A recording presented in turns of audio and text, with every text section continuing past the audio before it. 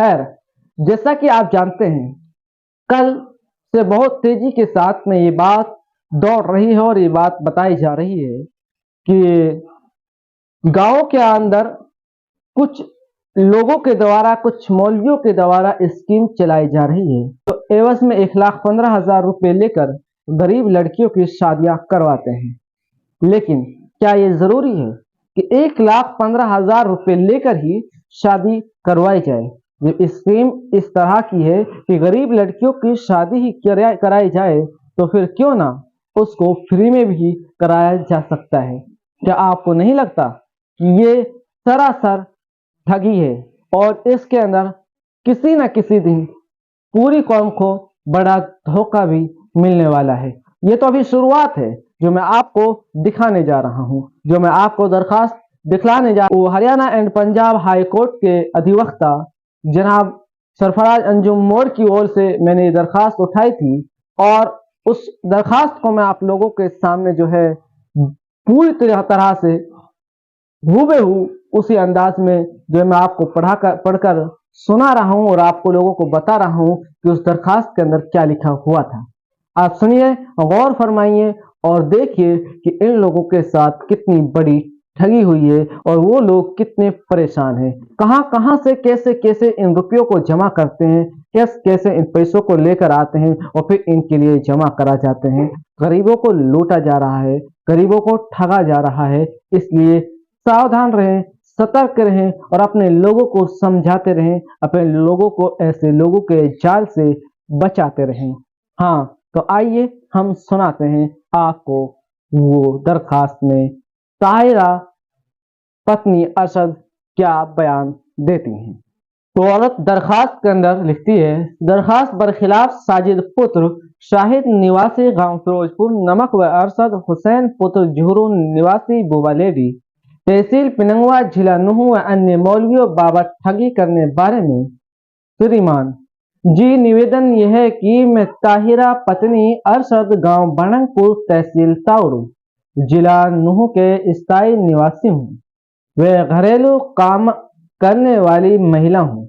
ये कि साजिद मेरे चचा और अरशद हुसैन साजिद के मामा का लड़का है, जो आज से लगभग 2 महीने पहले मेरे घर पर मिलने आया और मुझे और मेरे परिवार के लोगों को गरीब लड़कियों की शादी करने की बात कही और कहा कि हम गांव कंकारका में एक गरीब परिवार की लड़की की शादी में कन्यादान करने आए हैं और मेरे पति अरशद को भी अपने झांसे में ले लिया।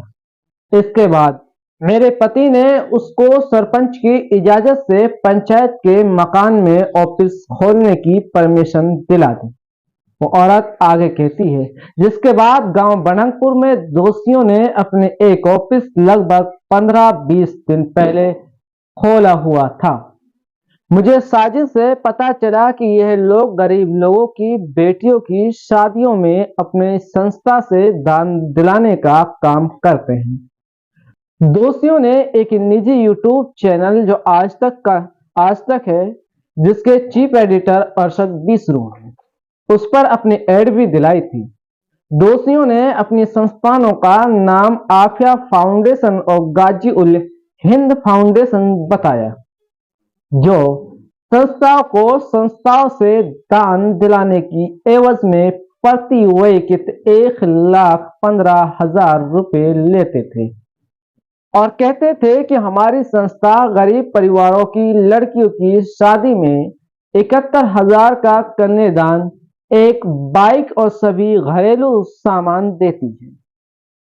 मैं गरीब परिवार से ताल्लुक रखती हूँ, इसलिए हमने अपनी नंद की शादी की बात भी दोषी साजिद के सामने की, तो उसने कहा कि आपकी ननद तो मेरी भांजी भी है, आपको 1,15,000 में ही स्विफ्ट कार अपने संस्था से दिला दूंगा। इसलिए हमने उसको 1,15,000 रुपए दिनांक 26/11/2023 को अपने घर पर दे दिए और मेरे पति के मिलने वाले शब्बीर ने भी नगद 1,15,000 दिनांक 27/11/2023 को अपने चचा मुबीन और अपने पिता अब्दुल गनी व शमसू और मुबीन निवासी भड़ंगपुर के सामने साजिद पुत्र शहीद को दोषी के सामने कुछ पैसे दिए थे।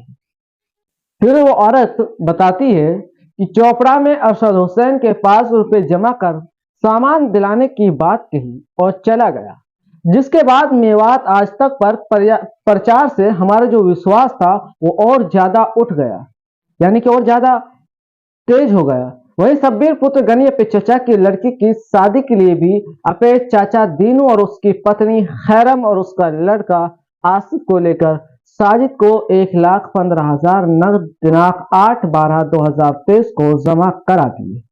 दोषी ने सबको शादी की तारीख 8/3/2023 भी दी। दोषियों ने 1-2 दिन में कन्यादान की राशि और सारा सामान दिलाने की बात कही।